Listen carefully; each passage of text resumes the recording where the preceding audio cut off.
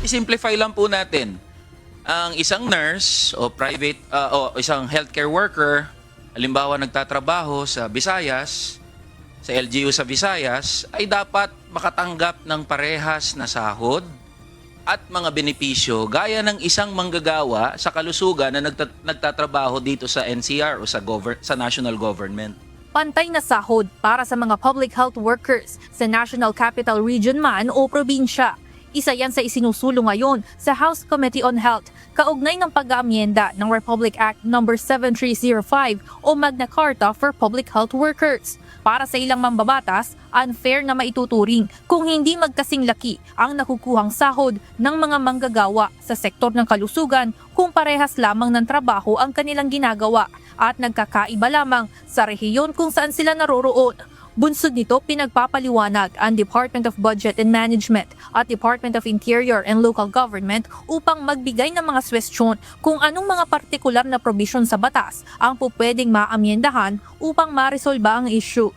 Kaya nga natin tinatanong, ano ba kailangan natin baguhin? What provision of law? Kung circular lang yan, di ba pwede baguhin na lang ng DBM yung circular nila?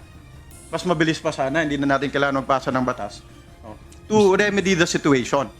Para sa DILG, isa sa mga nakikita nilang dahilan ay ang limitasyon sa budget. Nag-iiba-iba yung salary ng mga local officials sa LGUs, depende sa class, because limitations on the budget. So hindi naman natin pwedeng alisin yung Section 325 na naglalagay ng PS limitations. Because if alisin natin yon, mauubos yung budget ng local government units on the personnel, the plantilla positions.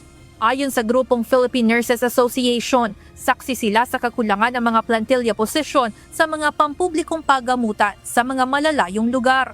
Meron pa po tayong mga job order na 10 years, 15 years na po silang job order. And ang nakakalungkot po dito, they're receiving I think around 1,000 pesos per day. So that's roughly around 20,000 lang, which is they're doing the job of a regular nurse, for example. And totoo po ito kasi going into the field po, nakaikot po tayo, marami po tayong mga health workers, particularly on our end as nurses, na hindi po nila nare-receive yung dapat na salary. At imagine, isa lang po yung plantilla sa isang health center, tapos 20 plus yung job order. So the fact po na 20 plus yung nurses na kailangan mo, ibig sabihin kulang talaga yung plantilla po dun sa area o dun sa community. Ayon sa DILG, magsasagawa pa sila ng karagdagang pananaliksik upang makapagbigay ng konkretong suwestyon sa komite. Samantala, bigong magbigay ng sagot kanina ang Department of Budget and Management, ngunit isusumite umano nila ang kanilang position paper patungkol sa mga naturang issue.